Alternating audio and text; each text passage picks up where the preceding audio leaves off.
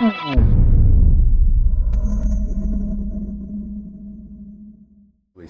with the idea that we struggled with too. When do I go CAD/CAM? Do I continue sending things to the lab, or do I start going completely digital and be completely lab free and sort of off the grid with a dental lab? We struggled with that for a long time.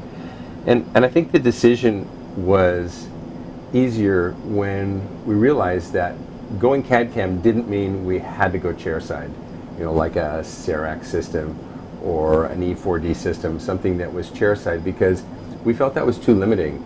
Those systems let you do inlays, onlays, crowns, and short span fixed partial dentures, but you couldn't really go the full gamut. So if you were going to stop sending things to a dental laboratory and lose a relationship, then how would you get good support from that lab if you only sent a few things there? And I think from a laboratory standpoint, they want a client who's loyal and a business relationship that's going to be reliable for them as well. And I understand that.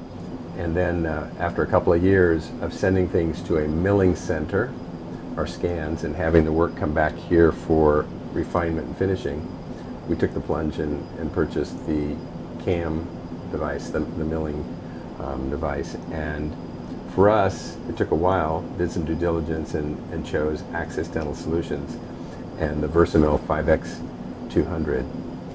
And for milling, I think that's a big decision that you make. And I know some dentists are thinking, well, I don't want to do lab work, I don't want to be a lab tech. That's why I send things to a laboratory. Problem is, and the reality is, that you never send things to a laboratory and then aren't compelled to do some touch-up work. I mean, if you have a laboratory where everything you get back is perfect and you drop it in and the shade is right, contour is right, fit is perfect, contacts are just what you want, I guess that makes life pretty easy. But for most of us, I think we have to refine and refinish and touch up no matter what. And that's the advantage. If you already have that skill to do some modification, and that was our skill set, it isn't that difficult to take it one step further and say, well, why don't we just do the actual crystallization of the lithium bisilicate? Why don't we do the shade modification?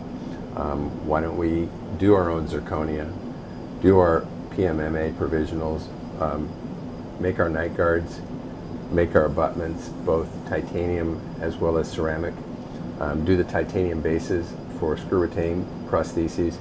And pretty soon we realized there was nothing that we couldn't do. It was a learning curve, and so it was a commitment there. But once we sort of took it stepwise, we realized that it wasn't that difficult. And we had great support from Axsys Dental Solutions because they're engineers and they also understand dental laboratory technology. So they were perfectly positioned to help novice dentists like us make that decision to go forward and to start doing complete support of our laboratory requirements in the office.